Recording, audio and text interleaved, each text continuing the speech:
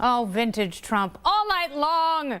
So let's talk about this a little bit. Let me bring in my muscle-flexing party panel from the Fox News specialist. She is the co-host and a correspondent on The Greg Gutfeld Show. Kat Timpf is here, along with a partner at Free Think Media and host of the Fifth Column podcast. Download and listen to it today. Camille Foster, Camille 2020, Perfect Vision, and Republican strategist and author of GOP GPS, Evan Siegfried. Welcome, panel. Hey. Thank you. Hey, boys and girls, on a beautiful live Thursday night. So, Evan, I will start with you. Some of the economic messages that he was relaying to this eager crowd in West Virginia. You know, obviously this was an important state for him, and this was one of the tent poles, one of the battleground states, even though he won by 42 points.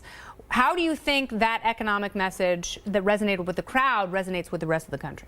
Well, we're seeing the rest of the country, the economy is booming at this point. Wall Street's doing very well. There are people still on Main Street who feel it's not moving as much because wages have remained stagnant. But the president tonight talked about how he's created or gotten close to over a million new jobs created since the election, and how there are many different things. He hit every single sweet spot. He talked about how he's trying to bring manufacturing jobs back here. This was red meat for Republicans and people who want jobs here in the United States, and it only helps him. All right, were there any themes of liberty that resonated with your joy bell? You know, rhetorically, perhaps, but substance matters, and all of the talk of jobs. I mean, let's be honest here. Since the election, he's been talking about jobs that he helped create. That is obscene. The truth of the matter is that presidents oftentimes claim credit for things that they don't deserve credit for. Okay, so the fact that jobs are being created in the economy, it's probably not him. I mean, every administration does that. So, but what he's saying is the Dow just hit 22,000. This is true. The stock market is performing. The stock market's going in the right direction. Unemployment is going in the right direction. Absolutely. So, does President Obama take credit for those things, or are these things independent of politics altogether? I think in many ways they are often independent of politics, and it's not a matter of who is sort of at the wheel. What is important, though, is what is likely to happen with the policies that he's articulating, from the immigration policy to various other things.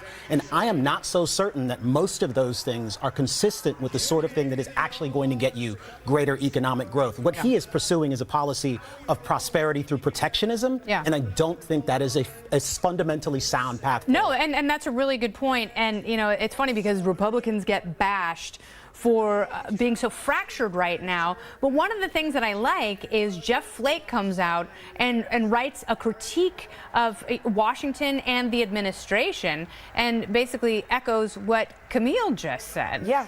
Well, the two-party system is a joke, and the fact that you're not a conservative if you don't follow whatever President Trump says, which, by the way, is changing all the time. His views on things are changing all the time. And but that was Flake's point, with this protectionism and this level of populism, although it feels really good in the short term. There's people so does eating an entire chocolate cake, but I won't be able to wear white pants next week. Right, but there's people that don't care. If you watch that rally, you see the people, they are so excited. I have never been as excited as any of those people that I've seen. I'm convinced. You know that they people that only wear Trump clothes and they only identify as I support Trump.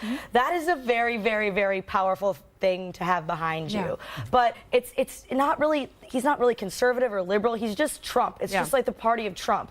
So, I mean, I kind of like to see the two-party system crumbling a little bit and seeing people sort of criticize things, because he is switching his mind on all sorts of things. And he is sort of blowing it up from the inside out. And some of his most pointed criticisms go toward Republicans. You know, he's got congressional Republicans in his rhetorical crosshairs. Listen, when Obamacare repeal and replace failed last week, the White House started to telegraph that they're going to be going after Republicans and they want to be a truly independent White House. They view anybody who's in Washington, and you could hear it in the president's rhetoric tonight, as somehow a threat, as part of the swamp, and they're the ones who are trying to stop him and stop the agenda.